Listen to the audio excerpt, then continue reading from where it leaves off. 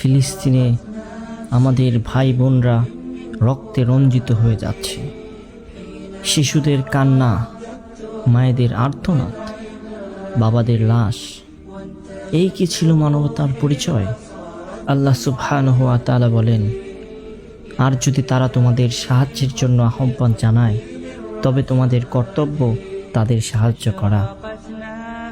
আমার রাসূল সাল্লাল্লাহু আলাইহি ওয়াসাল্লাম বলেন, তোমরা যদি একটি অঙ্গের কষ্টে কাঁদতে না পারো, তবে তোমাদের শরীর এক নয়।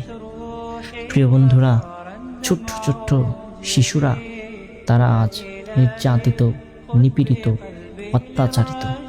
অশ্রুসিক্ত চোখে আজ তারা আমাদের দিকে তাকিয়ে রয়েছে, অথচ আমরা মেতেছি দুনিয়ার মৌজ মাস্তিতে। প্রিয় বন্ধুরা, রাসূল সাল্লাল্লাহু আলাইহি ওয়াসাল্লামের কথা অনুযায়ী একদিকে ফিলিস্তিন কষ্ট করছে, অসংখ্য অগণিত লাশ পড়ে আছে সেখানে, শিশুদের লাশ আকাশে ভাসছে।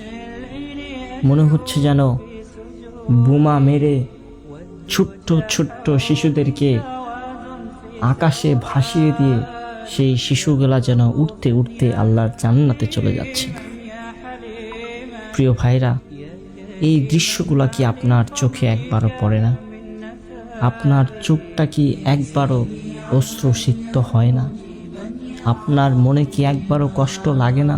তারা শহীদ হয়ে যাচ্ছে, একের পর এক হাজার হাজার মানুষ সেখানে লাশ হয়ে যাচ্ছে রাতারাতি, আর আপনি এখানে মেতেছেন দুনিয়ার আনন্দতে।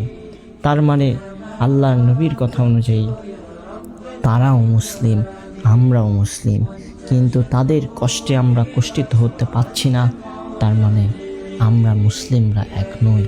তারাও মুসলিম, আমরাও মুসলিম, তবে তাদের মতো মুসলিম আমরা হতে পারলাম না।